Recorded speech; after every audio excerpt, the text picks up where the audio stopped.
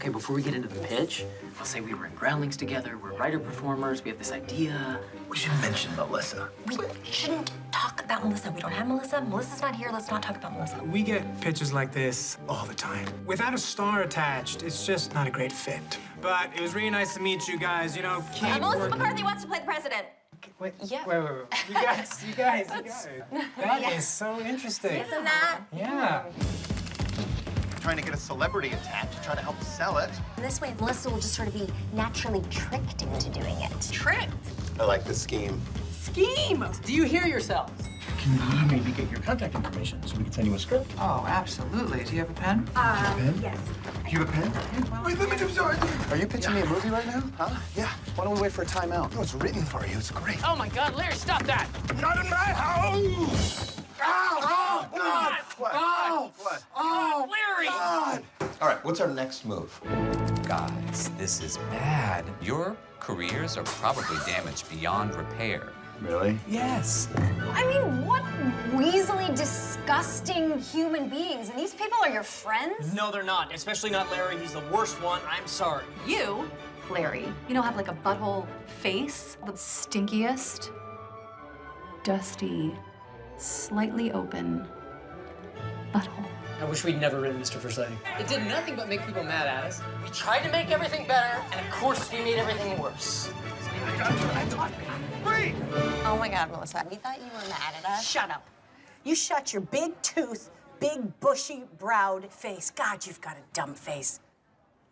My name is no, my sign is no, my number is no. You need to let it go. Do you know who I am?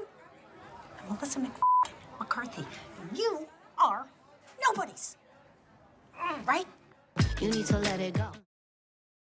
Hugh, Rachel, Larry, thank you so much for being here today. Thank you. We're nobodies. You're sticking with it. Yeah. Okay. We are. Okay. Cool. No, because the paparazzi out front was like, They were what? disappointed. Who are you? I see them. They're trying to get a shot right now.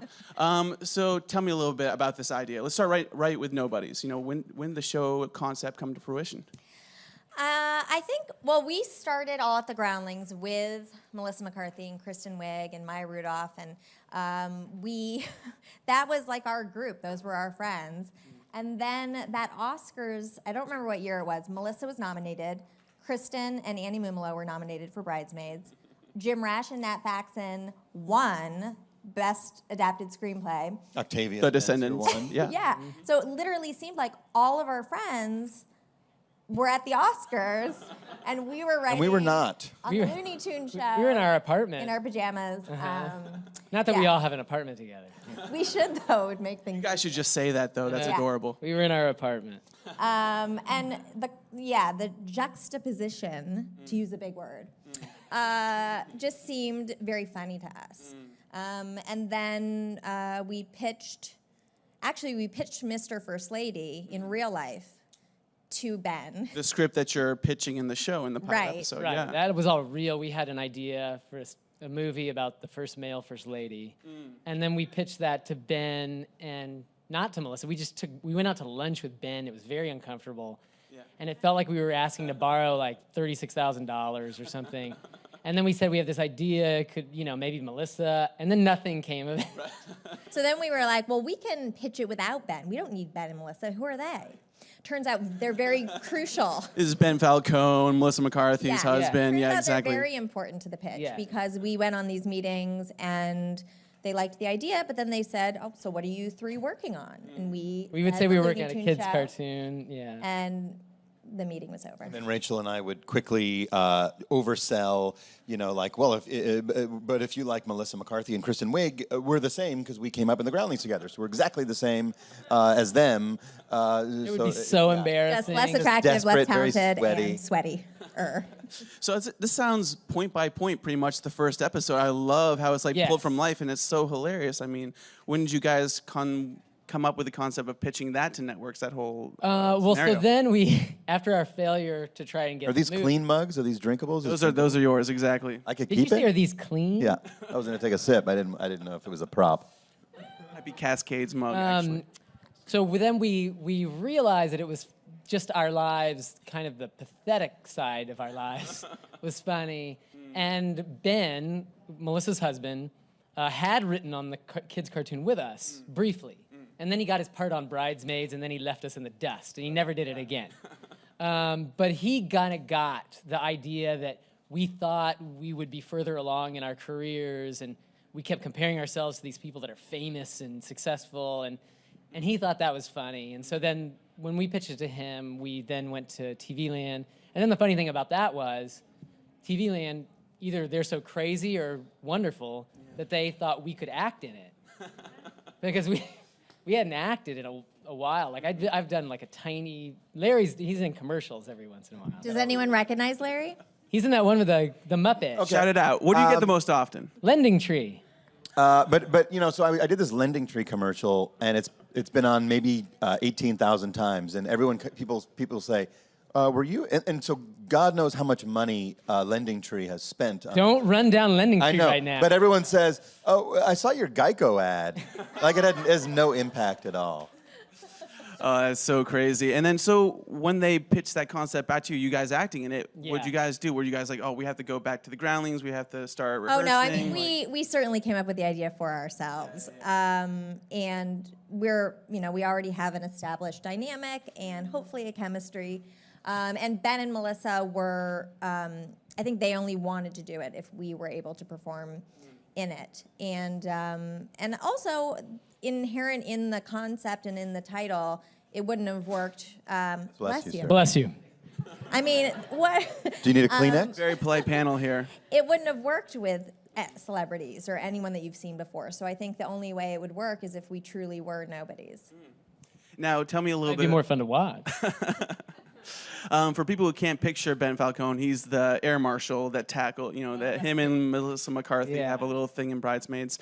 Now, tell me about getting him on the show and getting everybody on, like, Leslie Bibb, Jason Bateman. You guys have some great cameos, obviously. I'm sure these people, peripheral. Yeah, the ones that were from Groundlings are the ones that we knew. That's the Kristen Wiig, Maya Rudolph, Cheryl Hines, Jim Rash, Nat Faxon, Steve Harris. Little, Rachel Harris. Yeah. But then there's people we just know, like Bruce McCullough and Bob Odenkirk.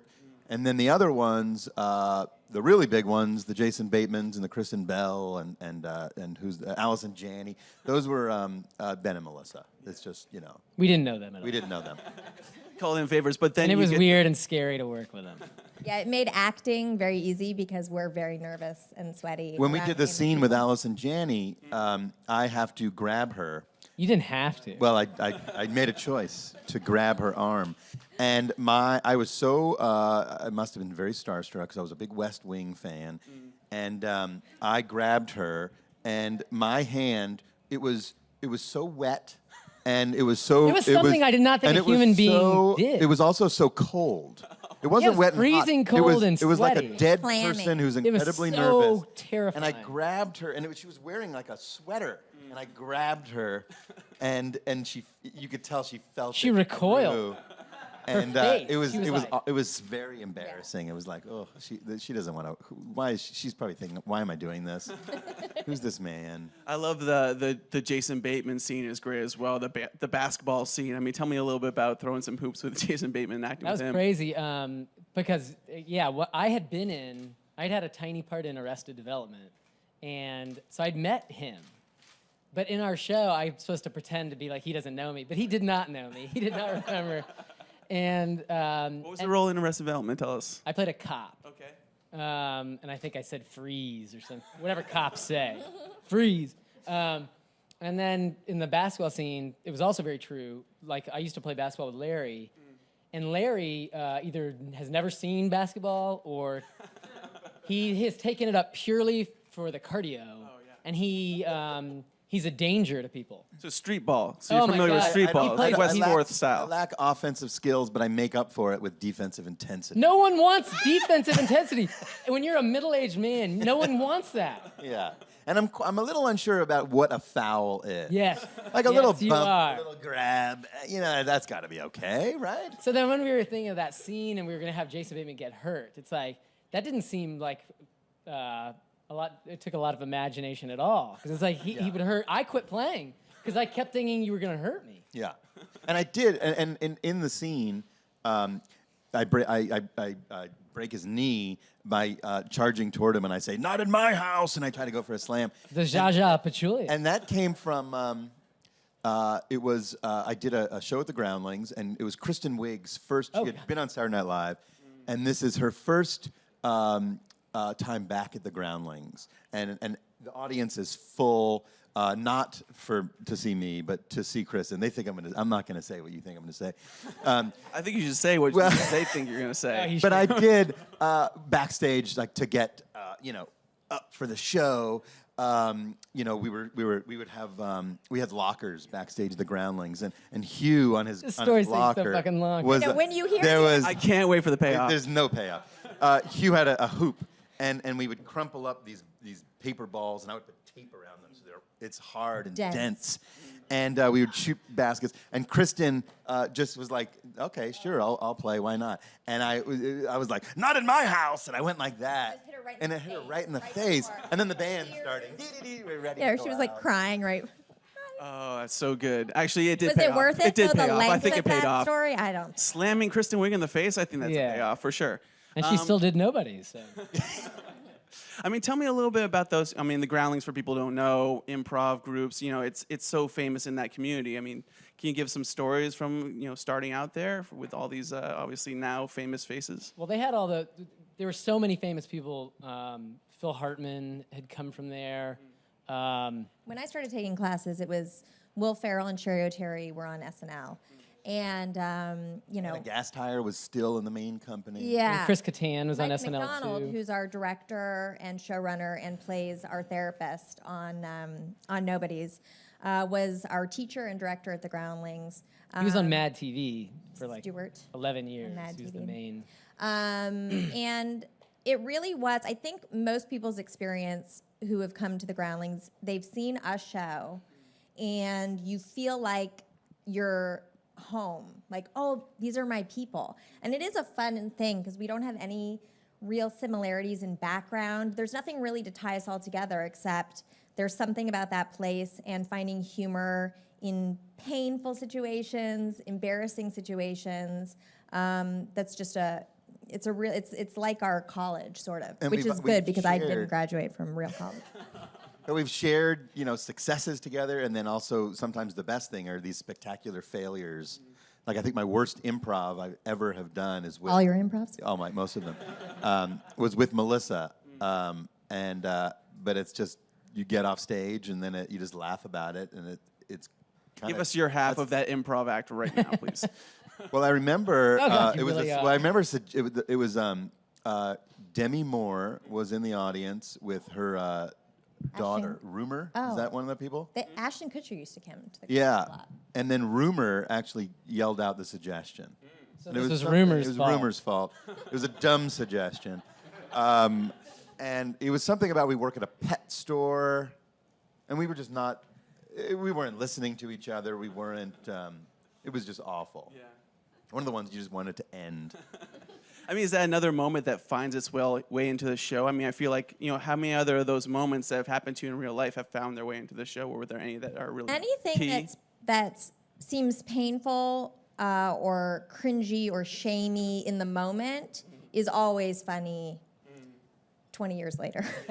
No, but we've sped it up, and we put them all on the show. We're very happy to. We don't necessarily poke fun at Hollywood, but we certainly poke fun at ourselves, and that's where a lot of our content comes from. Yeah. I mean, the show is so great and it's so funny, but again, you sort of feel that cringe while you're an audience member, sort of like, oh, that sucks, So I mean, does it suck in the moment, sort of recalling that sort of thing, and have like Jim Rash and Nat Faxon make fun of you for writing on an animated show or something like that? Does that something that actually finds its way like? I think all of us have that feeling where it's particularly exacerbated in a place like that, where you're insecure. You go to perform at Groundlings, even if it's at your home, and we feel so good.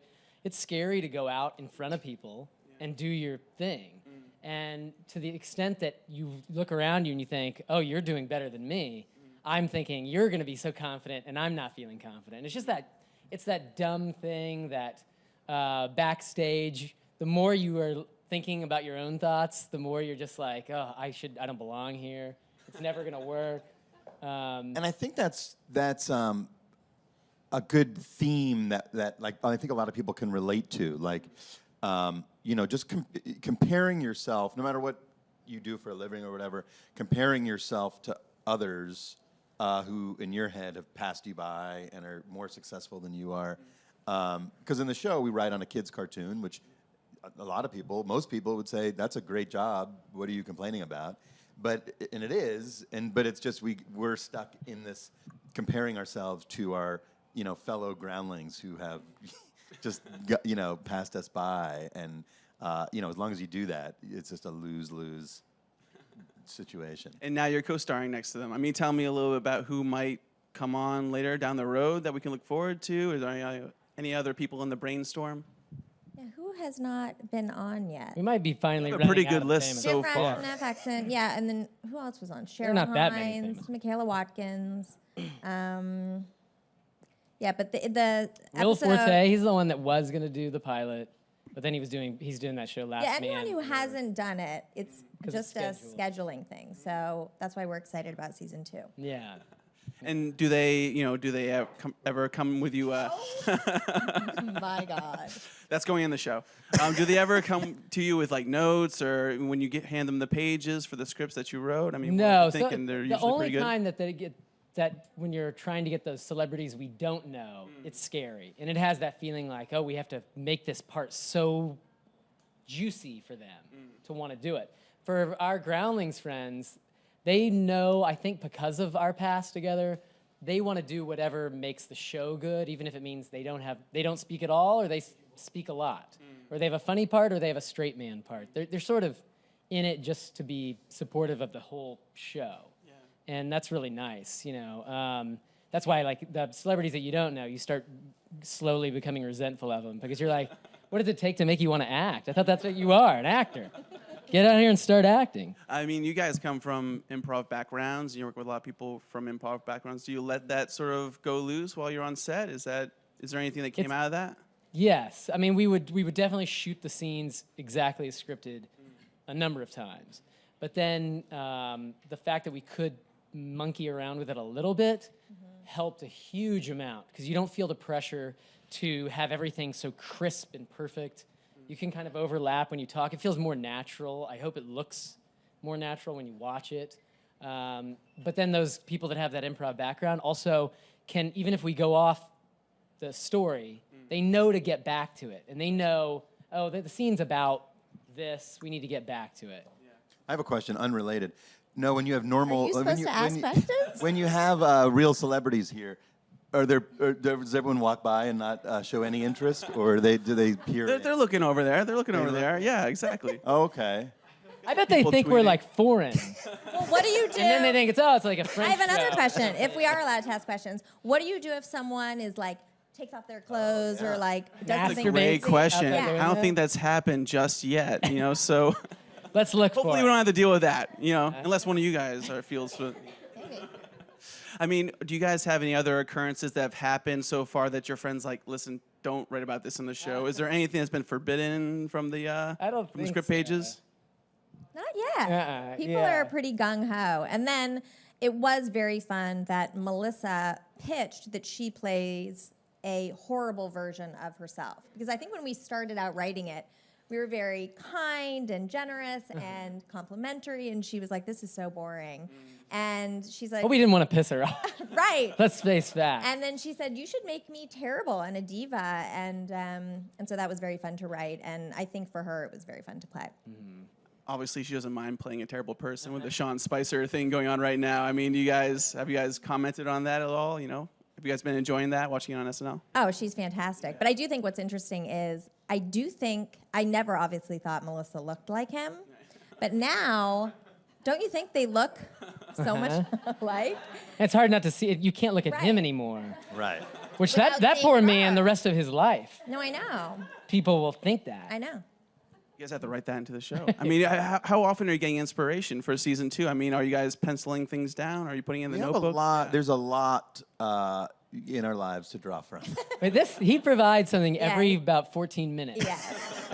Like, He was backstage doing a little bit of a dance. I feel like could probably make. Did you tweet, like you responded to a tweet while we were on our way saying, Yeah, sorry, that we're running late. late. Like, that's not a tweet anyone wants to Yeah, read. social media, he does not. I don't This is quite a disaster understand. that he's on there. We all had to join social media as part of this show because we're all We're very old. old and out of touch, and so we didn't know. And so now we have these accounts, and we're very bad at it. I'm gonna wreck my career, I'm sure. Because I'll say He just something. tweets a lot about the Spurs and then hashtags Nobodies. Like, it makes no sense. Well, because they want us to tweet. I don't care about nobody. I mean, I care. No TV land. He cares very much. Right, Live right. tweet. Yeah. Are you guys doing the live Twitter thing? Are you watching with Oh, the we're family? doing it yeah. today, Okay. tonight. Yeah, The tonight. new episode is tonight. And you don't know can what to people- write. Like, the thing is going so fast, and you're like an old man. I'm like, you don't know what to comment on. I feel like we should turn this into a social media seminar. Yeah. So Yeah. BTS photos, whatever you want to do. Behind What the is that? A little Oh, color, BTS. exactly. There we go. Oh, I wish I had my Yeah. phone. I would have taken a picture of this. This is a perfect Instagram Instagram right here. opportunity. Exactly. Yeah. I mean, tell me a little bit about what people can look forward to tonight at 10, right, on TV Land. The first Yeah. We're going next to give episode. people a lot of things to think about. Oh, I This have is a scene where I sobering wake times. up. Hugh's relationship Oh. with the very beautiful and talented Leslie. But I have Mann. never acted waking up. That's kind of hard to do. Do it right now. Like, you're supposed to be asleep. And then you got to kind of wake up. But, like, when I wake up, You're I'm like- like, in real life, it takes a long time. But the camera, they don't have time for that. They're like, come on, get with the thing. And So I don't know. You see tonight if I His did any good or not. romantic relationship goes to a new level. Larry What does that sets me intercourse. As far Larry gives it. sets me up on a date with a widow. Oh yeah. Um, You have a no. That's pretty not- good. Widow. I have a kiss. Rachel has a kiss My tonight. You have a first sex on-screen scene kiss. in one of them. Oh no, I've kissed you in episodes. Yeah, Oh, I yeah. do have a The sex sex scene is up. coming up in like It was shocking. 3 weeks. Well, not to mention when you see what makes it to air, because granted, what can? It's on TV Land, right? But when I mean, look, thank when I God. think back to how nude I was and how long we filmed, and then what you see, It's it just like all our feels ankles. very unnecessary. Like that just seemed like a practical joke on me. So the director's cut will be released on HBO I or wonder where Showtime. those- I guess Exactly. so. We didn't get those dailies. No, oh, that's right. Oh, we didn't? No, No. they didn't email that out. That would have been a good thing to Instagram. Yeah. We should You're have getting taken it. Now you're getting it. BTS. Now you're getting it. Here we go. BTS. Here we go. Because you were so naked with that man, and she was grinding on this man. Okay. Okay, we have some questions out in the audience, so we're gonna start right there. Hey guys, thanks for coming on. I was just wondering, like, obviously you guys have a lot of laughs on set and everything. I was just wondering what stood out to you guys as like one of the funniest moments that you can imagine when filming this.